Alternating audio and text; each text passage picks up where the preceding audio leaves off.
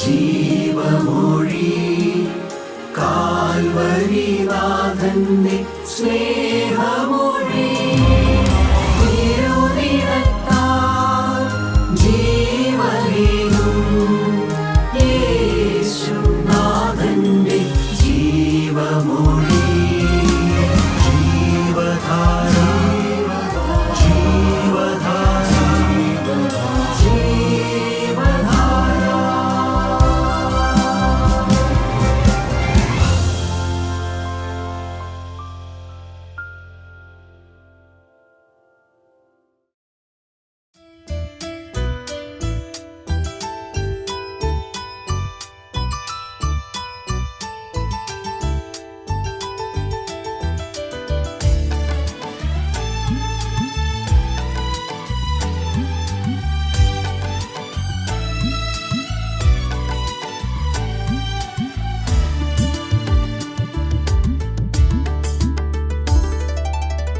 ഒന്നേയുള്ളെനിക്കാനന്ദമുലകിൽ യേശുവിൻ സന്നിധി അണയുവതേ. ഒന്നേയുള്ളെനിക്കാനന്ദമുലകിൽ യേശുവിൻ സന്നിധി അണയുവതേ. അന്നേരം മമ മാനസഖേദം ഒന്നായകലും വെയിലിൽ ഹിമം പോം. അന്നേരം മമ മാനസഖേദം ഒന്നായകലും വെയിലിൽ ഹിമം പോം. ഒന്നേയുള്ളെനിക്കാനന്ദമുലകിൽ യേശുവിൻ സന്നിധി അണയുവതേ.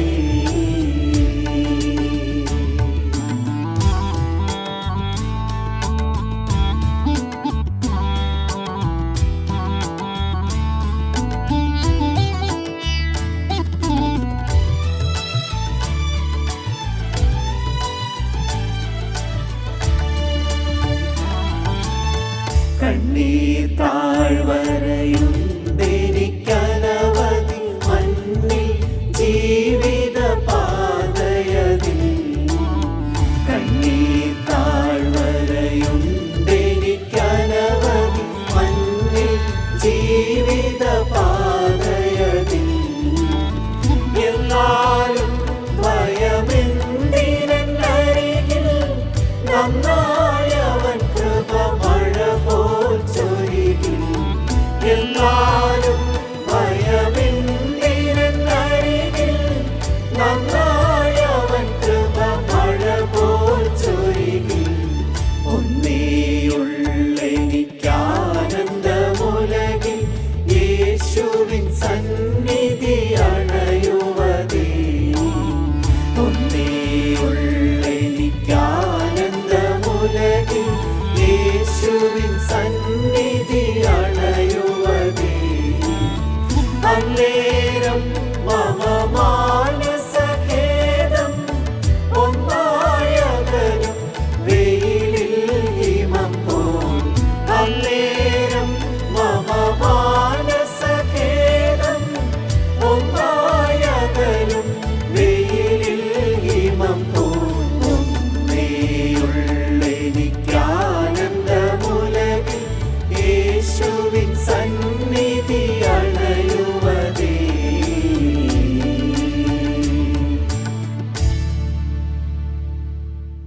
ദൈവനാമം മഹത്വപ്പെടുമാറാകട്ടെ. അപ്പോസ്തല പ്രവർത്തികളുടെ പുസ്തകം 2-ാം അധ്യായം 42-ാമത്തെ വാക്യം ആദ്യം വായിക്കാം. അവർ അപ്പോസ്തലന്മാരുടെ ഉപദേശം കേട്ടും കൂട്ടായ്മ ആചരിച്ചും അപ്പം നുറുക്കിയും പ്രാർത്ഥന കഴിച്ചും പോന്നു. ദൈവത്തിന് സ്തോത്രം. ആദിമ നൂറ്റാണ്ടിലെ ആദ്യമുണ്ടായിരുന്ന കൂട്ടായ്മയെക്കുറിച്ചാണ് ഇവിടെ പറയുന്നത്. ആദിമ കൂട്ടായ്മ അത് വളരെ അനുഗ്രഹിക്കപ്പെട്ടതായിരുന്നു.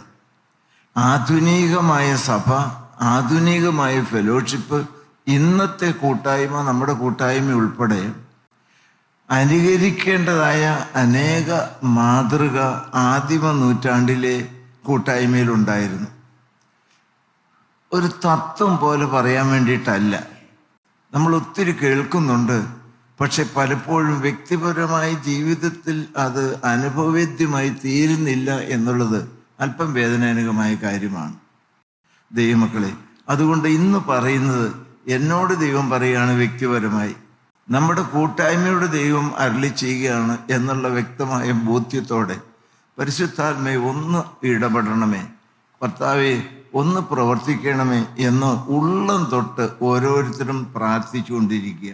ദൈവത്തിന് സ്തോത്രം. ഇനി നാം ചിന്തിക്കാൻ പോകുന്നത് നമ്മുടെ കൂട്ടായ്മ എങ്ങനെയായിരിക്കണം. നമ്മളുടെ ഫെലോഷിപ്പിൻ്റെ കൾച്ചർ, അതിൻ്റെ ആത്മീയമായ സ്വഭാവങ്ങൾ എന്തെല്ലാമായിരിക്കണം.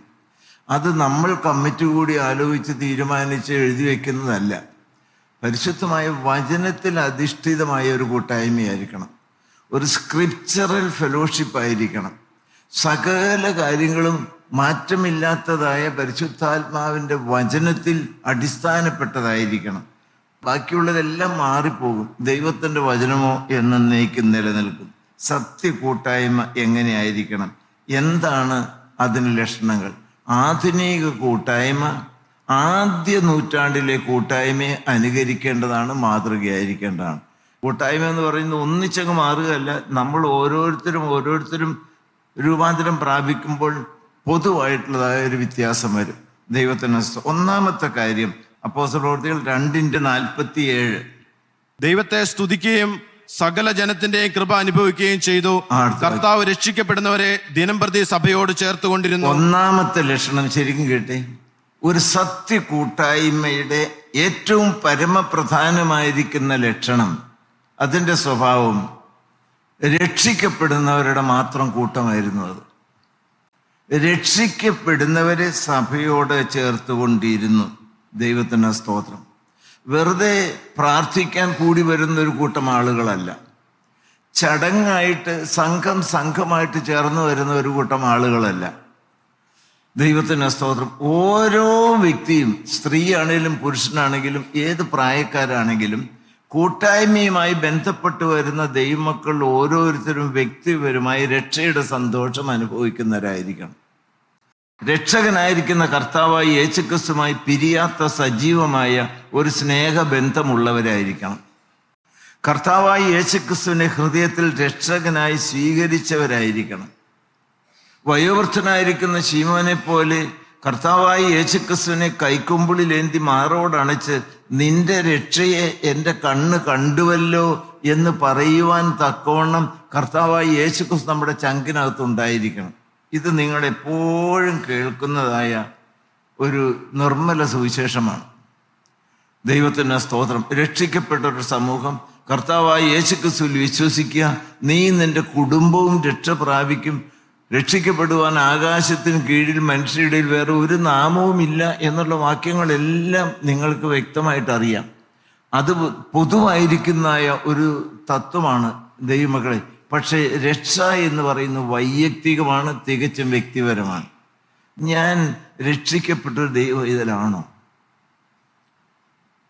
ഞാനിപ്പോൾ ചേറ്റിലാണ് കിടക്കുന്നത്, അതോ പാറമേൽ നിന്ന് സ്തുതിക്കുകയാണോ?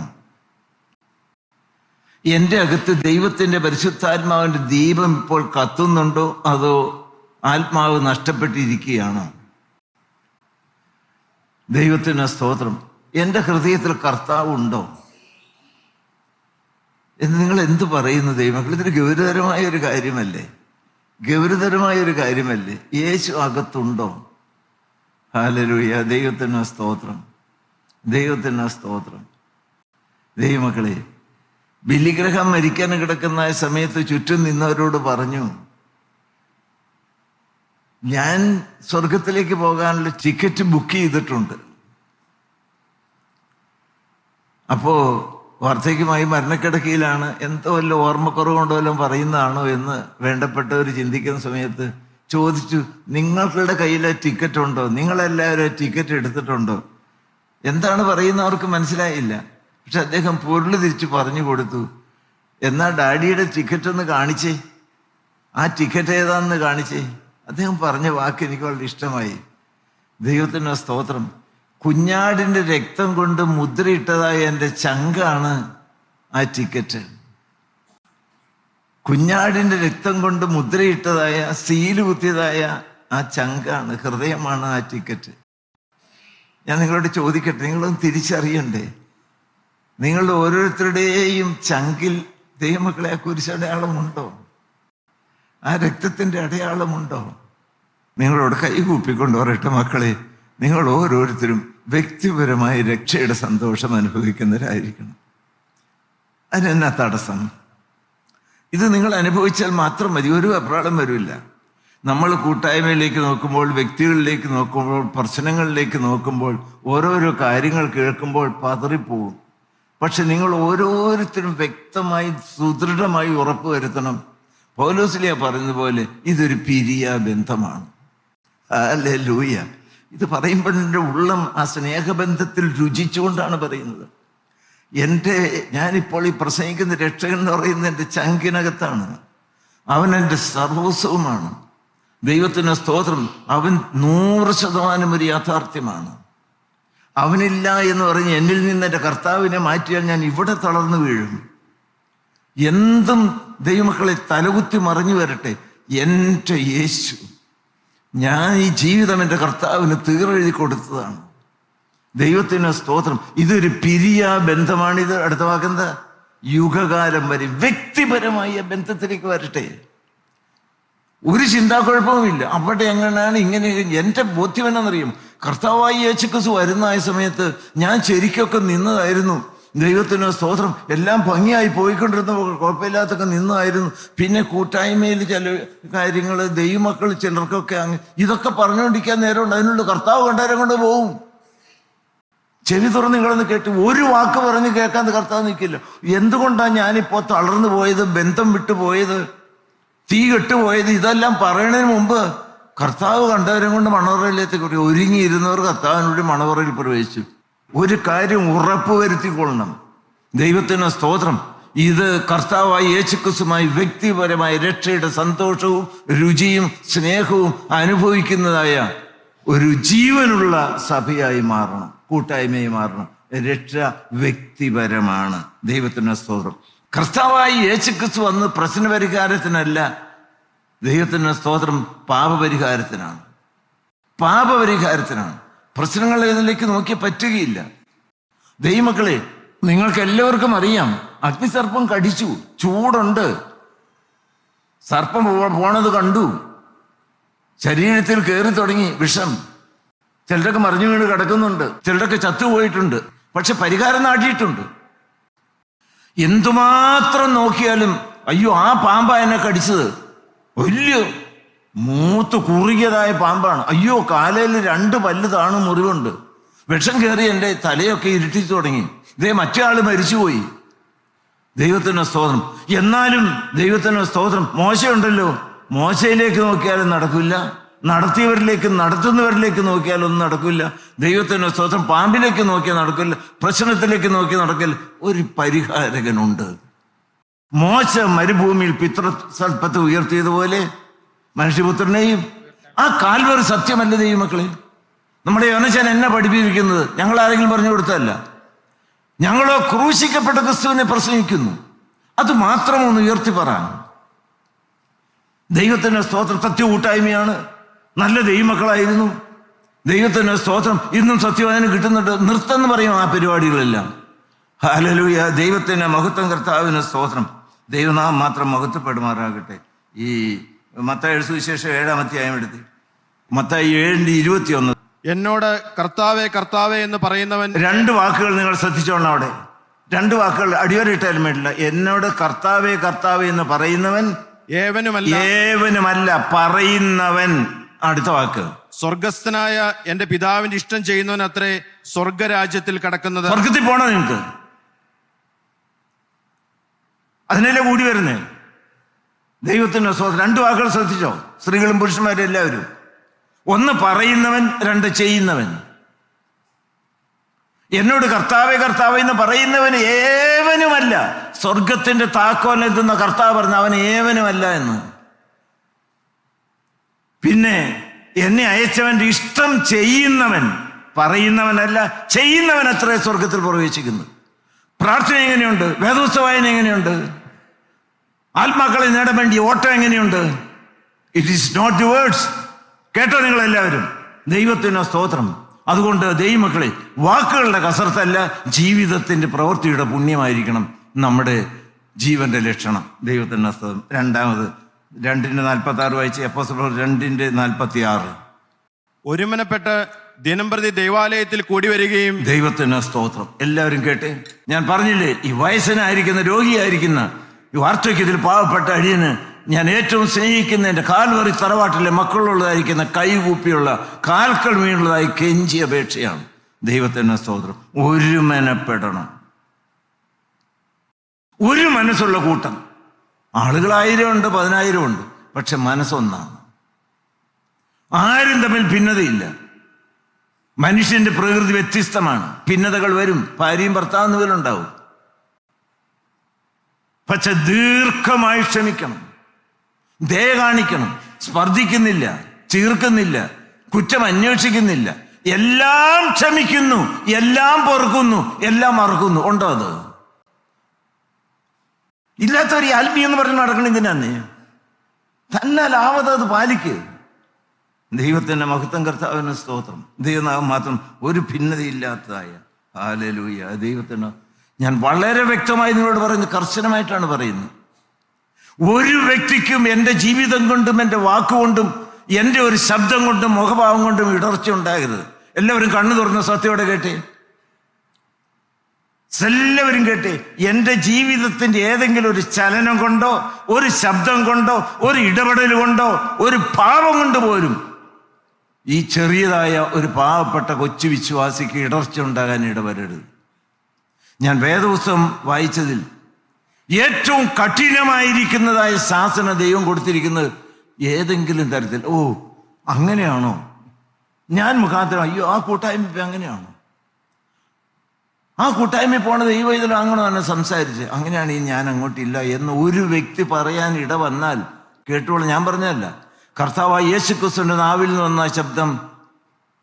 മത്തായി 18 എടുത്തേ. മത്തായി 18 ദൈവത്തിന് 18:6-7 എന്ന് വായിച്ചേ. ദൈവത്തിന് കർത്താവായ യേശുക്രിസ്തു പറഞ്ഞു, ഞാൻ പറഞ്ഞതല്ല, വായിച്ചോ.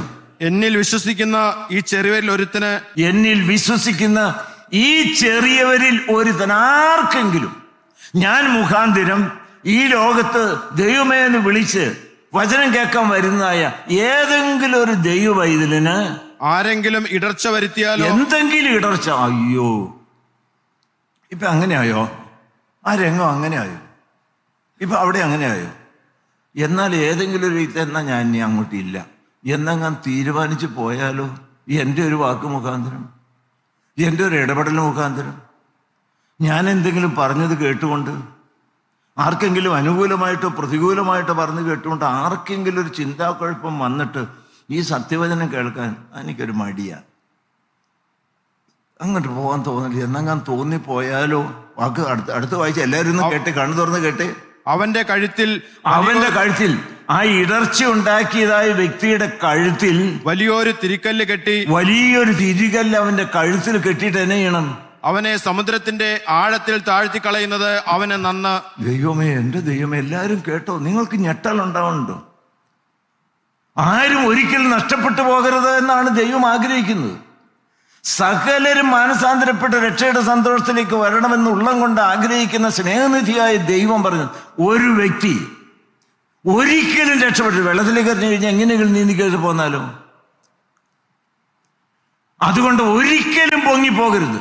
അത്രമാത്രം വലിയൊരു തിരികല്ലുമായിട്ട് കഴുത്തങ്ങ് കൂട്ടി കെട്ടിയിട്ട് താഴ്ത്തേക്ക് ഇടണം, പൊങ്ങും. പിന്നെ ഒരിക്കലും പൊങ്ങിപ്പോരാനൊക്കെ ഇല്ലാത്ത നിത്യമായിരിക്കുന്ന നരകശിക്ഷാവിധി സ്നേഹനിധിയായിരിക്കുന്ന കർത്താവായ യേശുക്രിസ്തു വ്യക്തമായി കൽപ്പിച്ച ആർക്കാണ്? ഏതെങ്കിലും ഒരു ചെറിയ വിശ്വാസിയുടെ വിശ്വാസത്തിനും സ്നേഹത്തിനും കൂട്ടായ്മയുള്ളതായിരിക്കുന്ന ഭയഭക്തിക്കും ഭംഗം വരുത്തുന്ന ഒരു വാക്കോ ചലനമോ ഇടർച്ച ഉണ്ടാക്കാന്ന് കേട്ടില്ല എന്ന് ആരും പറയരുത്. ഇനി സാറ് ഞങ്ങളെ പേടിപ്പിച്ചു എന്ന് പറയാനില്ല, കർത്താവ് ആവർത്തിച്ചു പറയുന്നു. വായിക്കാം 17:1-2.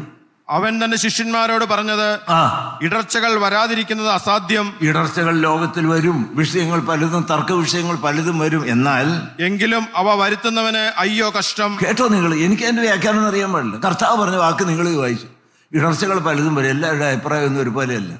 പക്ഷെ ആ ഇടർച്ച വരുത്തുന്നവന് അനുഗ്രഹിക്കുന്ന കർത്താവിന്റെ നാവിൽ നിന്ന് അനുഗ്രഹത്തിന്റെ ഉറവിടമായിരിക്കുന്ന കർത്താവിന്റെ നാവിൽ നിന്ന് അയ്യോ കഷ്ടം. ആർക്ക്? ഒരു വിശ്വാസിയുടെ വിശ്വാസത്തിന് ക്ഷീണം പറ്റുന്ന ഒരു ചലനം നമ്മുടെ പക്ഷത്ത് നിന്ന് വന്നു. അയ്യോ കഷ്ടം. അത് പറഞ്ഞു മാത്രമല്ല, അടുത്ത വാക്ക് വായിച്ചേ. അവൻ ഈ ചെറിയവരിൽ ഒരുത്തന് ഇടർച്ച വരുത്തുന്നതിനേക്കാൾ ഒരു തിരികല്ല് അവന്റെ കഴുത്തിൽ കെട്ടി അവനെ കടലിൽ എറിഞ്ഞു കളയുന്നത് അവനെ നന്ന്. എല്ലാരും കേട്ടല്ലോ അത്. ഇനി അത് കേട്ടില്ല എന്ന് ആരും പറയരുത്. ആരെങ്കിലും വിശ്വാസത്തിന് ഒരു ക്ഷീണം വരാൻ തക്കവണ്ണം പ്രവർത്തിക്കുന്ന വ്യക്തിക്ക് വേണ്ടി പിന്നെ അദ്ദേഹം തൊട്ട് കൂട്ടായ്മയ്ക്കൊക്കെ വരികയും വേലയ്ക്ക് പോവുകയൊക്കെ ചെയ്യുമായിരിക്കും. പക്ഷെ ഇതാണ് ഗതി എന്നുള്ള കാര്യം നിങ്ങൾ ഓർത്തുകൊള്ളണം. അതുകൊണ്ട് എല്ലാം ക്ഷമിക്കാവൂ എന്ന് ഇന്ന് നിങ്ങൾ വന്ന് കേട്ടില്ലേ? ക്രിസ്തീയത്തിൽ ഇന്നലകളില്ല. 1 കൊരിന്ത്യർ 12:27 വായിച്ച്. 1 കൊരിന്ത്യർ 12:27. എല്ലാം ക്ഷമിക്കണം, എല്ലാം പൊറുക്കണം. വായിക്കാൻ. എന്നാൽ നിങ്ങൾ ക്രിസ്തുവിന്റെ ശരീരവും ഓരോരുത്തൻ വെവ്വേറെയായി അവയവങ്ങളുമാകുന്നു. ദൈവം എല്ലാവരും കേട്ടത്. കർത്താവായ യേശു ക്രിസ്തു ആകുന്ന തല. ഞാനൊരു അവയവം, ഞാനൊരു ചെറുവിരലായിരിക്കാം, പക്ഷേ ഒരു ശരീരത്തിൻ്റെ അവയവമാണ്. ഒരു ശരീരത്തിൻ്റെ അവയവമാണ്. അത് സ്നേഹത്തിൻ്റെതായ ആ രക്തബന്ധത്തിൽ നമ്മൾ കണ്ണികളായി ചേർക്കപ്പെട്ടിരിക്കുകയാണ്. ഇത് ബന്ധമാണ്. ഞാൻ പറയണത്, യോനച്ചാൻ കൊടുത്തിരിക്കുന്ന പേര് അതിനേക്കാൾ ലോകത്തിലെ ഏറ്റവും നല്ലൊരു പേര് ഒരു കൂട്ടായ്മയ്ക്ക് കൊടുക്കാനുണ്ടോ? എന്ത് ആത്മാവിൽ പറഞ്ഞതായ പേരാണ് കാൽവറി തറവാട്. എന്നിട്ട് ദൈവമേ, കാൽവറി തറവാട്ടിൽ കർത്താവായ യേശു ക്രിസ്തു ക്രൂശിൽ നൊന്തുപെറ്റ ദൈവമക്കൾ നമ്മൾ ഓരോരുത്തരും. നമ്മൾ ആരാണ്? നമ്മൾ തമ്മിൽ ഭിന്നതയോ? ദൈവത്തിന് സ്തോത്രം. എനിക്കത് ചിന്തിക്കാൻ പറ്റില്ല. ഞാൻ പറയുന്ന അവസ്ഥ ചിന്തിക്കാൻ പറ്റില്ല.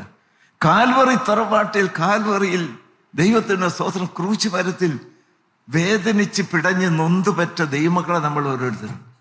ഒരു ശരീരത്തിന്റെ അവയവങ്ങൾ. എന്ത് ബന്ധമാണ്! ഹല്ലേലൂയ. അതല്ലേ റിലേഷൻ എന്ന് പറയുന്നത്. The human history, the story of human history is A story of relationship. ഇന്ന് മുതൽ നിൽക്കാതെ മക്കൾ, എൻ്റെ കൊതി നിങ്ങളോട് പറയട്ടെ. ഇനി അത് പറയാൻ പറ്റുമോ? എനിക്ക് ഇത്രയും പ്രായമായി. നമുക്ക് ഒറ്റക്കെട്ടായിട്ടങ്ങ് നിൽക്കാം, എല്ലാം അങ്ങ് ക്ഷമിക്കാം. കർത്താവ് വ്യക്തമായിട്ട് പറഞ്ഞില്ല, നിങ്ങൾ ക്ഷമിച്ചില്ല എങ്കിൽ നിങ്ങൾക്ക് ക്ഷമ കിട്ടില്ല. ദൈവത്തിൻ്റെ സ്തോത്രം. Forgive to be forgiven. എന്തോരം പ്രാർത്ഥിച്ചാലും മറ്റുള്ളവർക്ക് നമ്മൾ ക്ഷമ കൊടുത്തില്ല എങ്കിൽ, നിരപ്പായില്ല എങ്കിൽ, ദൈവവും മനുഷ്യനും മനുഷ്യനും നിരപ്പ്. വന്നതെല്ലാം വന്നു. ക്രിസ്തീയത്തിൽ ഇന്നലകളില്ല. ഹല്ലേലൂയ. ദൈവത്തിൻ്റെ മഹത്വം, കർത്താവിൻ്റെ സ്തോത്രം, ദൈവത്തിൻ്റെ സ്തോത്രം. അത് വരണമെങ്കിലോ മൂന്നാമത്തെ ലക്ഷണം എന്താ? അപ്പോസ്തലർ 2:46-47 വേഗം വായിച്ച്. 46-47. ഒരുമനപ്പെട്ട ദിനംപ്രതി ദേവാലയത്തിൽ കൂടി വരികയും വീട്ടിൽ അപ്പം നുറുക്കിക്കൊണ്ട് ഉല്ലാസവും ഹൃദയപരമാർത്ഥയും കൊണ്ട് ഭക്ഷണം കഴിക്കുകയും ദൈവത്തെ സ്തുതിക്കുകയും. ഹല്ലേലൂയ. ദൈവത്തിന്റെ സ്തോത്രം. It was a praying and praising fellowship. ഹല്ലേലൂയ. ദൈവത്തിന്റെ സ്തോത്രം. ഒന്നാമത്തെ കാര്യം പറഞ്ഞു, that was a group of saved people. രക്ഷിക്കപ്പെട്ട ഒരു കൂട്ടമായിരുന്നു. രണ്ടാമത്തേത്, it was a unified prayer group. ഒരു മനസ്സുള്ളതായ, ഭിന്നതയില്ലാത്ത, നിരപ്പായി ഒന്നിച്ചു പോകുന്ന ഒരു തറവാട്ടിലെ ഒരപ്പന്റെ മക്കൾ, ഒരാത്മാവിൽ നയിക്കപ്പെടുന്നവർ, ഒരേ ക്രൂശിന്റെ പാതയിലൂടെ പോകുന്നവർ, ഒരേ സ്വർഗ വീട്ടിൽ നിത്യത കഴിക്കാനുള്ളവർ, ക്രൂശിൽ തുറന്ന് ഒരേ വാതിൽ കൂടി കടക്കുന്നവർ. ഒറ്റക്കെട്ട് കേട്ടോ. ഇന്ന് പോലെ ഒറ്റക്കെട്ട്. ഒരാൾ, ഞാനെന്ന് പറയുന്ന ഒരു വ്യക്തി ഭിന്നത ഉണ്ടാക്കി ഞാൻ കഴുത്തിൽ തിരിയിലുമായി നിത്യനരകത്തിലേക്ക് ഒരിക്കലും രക്ഷാടാത്വത്തിൽ പോകാനായിട്ട് ഇടവരുത്. രണ്ടാമത്, it was a praying and praising fellowship. വ്യക്തിപരമായ ജീവിതത്തിൽ പ്രാർത്ഥന ഉണ്ടായിരിക്കണം, ദൈവത്തിൻ്റെ സ്തോത്രം, ആരാധന ഉണ്ടായിരിക്കണം. ഒരു സമയത്തൊക്കെ ഉണ്ടായിരുന്നു, നിങ്ങൾ ഓർക്കുന്നില്ലേ? ദൈവമക്കളെ, ഞാൻ പഴയതിലേക്കൊന്നും കൂടുതൽ പോകുന്നില്ല. എൻ്റെ മനസ്സിനകത്ത് അനേക കാര്യങ്ങളുണ്ട്. ദൈവത്തിൻ്റെ മഹത്വം, ദൈവനാമം മാത്രം മഹത്വപ്പെടുമാറാകട്ടെ. ഒറ്റക്കെട്ടായി ഒരു മനസ്സോടെ praying and praising fellowship. Hallelujah. ദൈവം എ വർഷിപ്പിംഗ് പ്രയർ ഗ്രൂപ്പ്. ആരാധിക്കണം, ഒറ്റക്കെട്ടായിട്ട് ആരാധിക്കണം. നമ്മൾ കൈയോട് കൈ ഓർത്ത് പിടിക്കണമെന്നൊന്നുമില്ല, പക്ഷെ നമ്മൾ അങ്ങനെയാണ്. ആരോടെങ്കിലും ഉണ്ട് അകൽച്ച. ഹല്ലേലൂയ. സത്യ ആരാധനയുടെ ഒരു കൂട്ടമായിരുന്നു. ദൈവത്തെ മഹത്വപ്പെടുത്തുക, ദൈവത്തെ സ്തുതിക്കുക, ദൈവത്തിന് സ്തോത്രം. പ്രാർത്ഥനാ ജീവിതം ഉണ്ടായിരിക്കണം. ദൈവമക്കളെ, കേമായിട്ടൊന്നും നിങ്ങളോട് പറയല്ല, ഇല്ലാത്തത് പറയരുതെന്നൊക്കെ ചില തത്വങ്ങളൊക്കെ ഉണ്ട്. ഞങ്ങളെപ്പോലെ നിങ്ങൾക്ക് പറ്റില്ലായിരിക്കും. അത്യാവശ്യമുള്ള കാര്യങ്ങൾ ഒഴിച്ചാൽ ദൈവത്തിന് സ്തോത്രം. ജീവിതത്തിൻ്റെ ദൈവമക്കളെ സിംഹഭാഗവും ഒന്നുമില്ല വചനത്തിന് മുമ്പിൽ, അല്ലെങ്കിൽ ക്രൂശിന് ചോട്ടിൽ. ദൈവത്തിന് സ്തോത്രം. ആ ഒരു പ്രാർത്ഥനാ മുറിയാണ് ജീവിതത്തിൻ്റെ രംഗമെന്ന് പറയുന്നത്. ആരെയും ബോധിപ്പിക്കാനൊന്നുമല്ല, ആരെയും എൻ്റെ കർത്താവുമായിട്ടുള്ളതായി പിരിയാബന്ധത്തിൻ്റെ, സ്നേഹത്തിൻ്റെ ഊഷ്മളതയാ അത് ആരാധിച്ച് സ്തുതിച്ച് വേണം മുന്നോട്ട് പോകാനായിട്ട്. പ്രകൃതി ഒന്ന് മാറണം കർത്താവ്. പ്രസംഗിക്കുന്നവർക്ക് വേണ്ടിയല്ല സ്വർഗരാജ്യം, ഓടിയിടം ദൈവം ചെയ്യുന്നവർക്ക് വേണ്ടിയല്ല സ്വർഗരാജ്യം. അവർക്ക് കിട്ടും, ശരിയായിരിക്കും, പക്ഷെ ജീവിതത്തിൽ മാറ്റം വരണം. ഹല്ലേലൂയ. ദൈവത്തിന് മഹത്വം, കർത്താവിന്റെ സ്തോത്രം, ദൈവത്തിന് സ്തോത്രം. ദൈവമക്കളെ, ദൈവനാമം മാത്രം മഹത്വപ്പെടുവാനായിട്ട്. അപ്പോൾ 2 ആദ്യത്തെ ഭാഗം വായിച്ച്. പെന്തക്കോസ്തുകൾ വന്നപ്പോൾ എല്ലാവരും ഒരു സ്ഥലത്ത് ഒന്നിച്ച് കൂടിയിരുന്നു. വായിച്ചു. പെട്ടെന്ന് കൊടിയ കാറ്റടിക്കുന്നത് പോലെ ആകാശത്തുനിന്ന് ഒരു മുഴക്കമുണ്ടായി. അവർ ഇരുന്നിരുന്ന വീട് മുഴുവനും നിറച്ചു. അഗ്നിജ്വാല പോലെ പിളർന്നിരിക്കുന്ന നാവുകൾ അവർക്ക് പ്രത്യക്ഷമായി. അവരിൽ ഓരോരുത്തരുടെ മേൽ പതിഞ്ഞു. അവരുടെ ഓരോരുത്തരുടെ മേൽ പതിഞ്ഞു. അടുത്ത വാക്ക്. എല്ലാവരും പരിശുദ്ധാത്മാവ് നിറഞ്ഞവരാ. എല്ലാവരും കേട്ട ദൈവമക്കളെ, അങ്ങോട്ട് ചൈതന്യം പ്രാപിക്കണം. നിങ്ങൾ ചൈതന്യം പ്രാപിക്കണം. നിങ്ങൾ ആരും നിരാശപ്പെടണ്ട. നന്ദിയോടെ സ്തോത്രം. It was A spirit filled fellowship. ദൈവത്തിന്റെ പരിശുദ്ധാത്മാവിന്റെ നിറകുടങ്ങളായിരുന്നു വന്ന ദൈവമക്കളെല്ലാം. രോഗികളായിക്കോട്ടെ, വിദ്യാഭ്യാസമില്ലാത്തവരായിക്കോട്ടെ, ഞാൻ ഇന്നും കർത്താവിനോട് എന്നും പ്രാർത്ഥിക്കണം, കർത്താവ് ഈ മൺകൂടാരത്തിൽ, വെറും മണ്ണ്, ദൈവത്തിന് ഈ മൺകൂടാരത്തിൽ നിന്റെ തിരുരക്തം കൊണ്ട് കഴുകി വിശുദ്ധീകരിച്ച് പരിശുദ്ധാത്മാവിനെ ഒന്ന് പകർന്നു തന്ന് സത്യത്തിലും ആത്മാവിലും ഈ വാർദ്ധക്യത്തിൽ ആരാധിച്ച് മഹത്വപ്പെടുത്തിക്കൊണ്ട് പറന്നു വീഴുന്നൊരു അനുഭവം തരണം. ഹല്ലേലൂയ. പരാതി പറഞ്ഞുകൊണ്ടിരിക്കാനും കുറ്റം പറഞ്ഞുകൊണ്ടിരിക്കാനും ദൈവത്തിന്റെ സ്തോത്രം. ദൈവമക്കളെ, അങ്ങോട്ടുള്ള വഴക്കുകൾ തീർക്കാനും അങ്ങോട്ടും ഇങ്ങോട്ടും വെറുതെ രാവും പകലും അതിനുവേണ്ടി ഓടി നടക്കാനൊന്നും കിട്ടൂല ഇനി വാർദ്ധക്യത്തിൽ. ക്രൂശിനെ കെട്ടിപ്പിടിച്ചുകൊണ്ട് ചങ്ക് പൊട്ടി ഒഴുകുന്ന തങ്കച്ചോരയാൽ വിശുദ്ധീകരണം പ്രാപിച്ച് തീയാൽ അഭിഷേകം പ്രാപിക്കുന്ന ഒരു സ്വർഗീയ രംഗത്തേക്ക് നമ്മൾ വരണം. വെറുതെ കീറാമുട്ടി എല്ലാം കടിച്ചുകൊണ്ട് ദൈവമക്കൾ ജീവിതം നശിപ്പിക്കല്ലേ. ഓരോരുത്തരും വ്യക്തിപരമായ അവരവരുടെ കാര്യം നോക്ക്. ഞാനും എൻ്റെ കർത്താവും തമ്മിലായിരിക്കുന്ന ബന്ധം, ആത്മ നിറവ്, തീ കത്തട്ടെ ദൈവമക്കളെ. ഞാൻ വളരെ വ്യക്തമായി ബോധ്യത്തോടും ഈ കാൽവറിയിൽ കത്തിയതായ സ്നേഹത്തിന്റെ തീ കരുത്തോടെ എന്നിൽ കത്തിയാൽ പാപാണുക്കളും രോഗാണുക്കളും കത്തി ചാമ്പലാകും. എൻ്റെ ഈ ആളത്വത്തിൽ ഒരു ദൈവത്തിന്റെ ആത്മാവുണ്ട്. അത് ജ്വലിച്ചു വരണം. ദൈവത്തിന് സ്തോത്രം. ദിവ്യ തേജസ് ജ്വലിച്ചു വരണം. നമ്മുടെ കൂട്ടായ്മയിൽ ഒരു ദിവസം ഒരു ബൈബിൾ ക്ലാസ് കഴിഞ്ഞ് ഇറങ്ങുമ്പോൾ സീനായി മലയിൽ നിന്ന് മോശ ഇറങ്ങി വന്നപോലെ ദൈവമക്കളെ ഇറങ്ങിപ്പോകണം.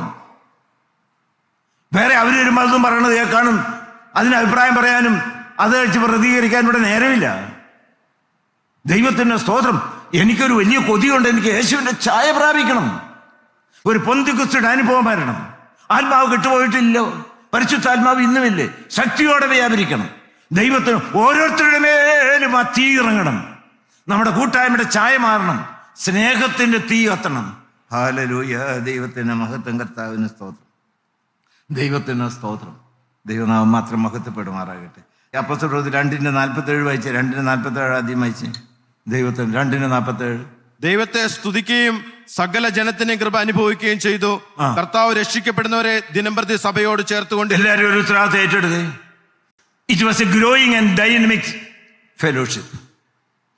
It was A growing and dynamic fellowship. ദൈവത്തിന്റെ സ്തോത്രം.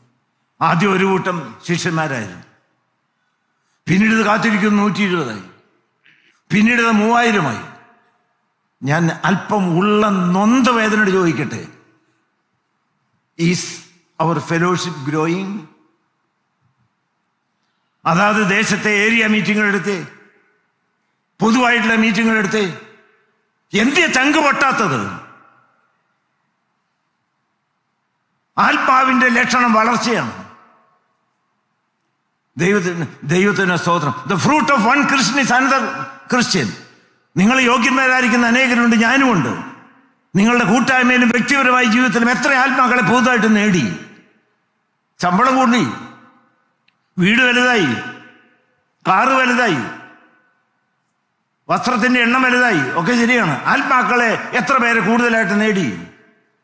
ഉത്തരം പറയേണ്ടതായിട്ട് വരും, കണക്ക് ബോധിപ്പിക്കേണ്ടതായിട്ട് വരും. അതുകൊണ്ട് കൈകൂപ്പിക്കൊണ്ട് ഈ നിസാരനും പാപിയും വയസ്സനുമായി ഞാൻ എൻ്റെ ഏറ്റവും പ്രിയപ്പെട്ട കാൽവറി തറവാട്ടിലെ മക്കളോട് കെഞ്ചി കാൽക്കൽ വീണ് അപേക്ഷിക്കാം. ഒരു മനസ്സോടെ ഒറ്റക്കെട്ടായി നിന്ന് നമുക്ക് ശക്തി പ്രാപിക്കാം.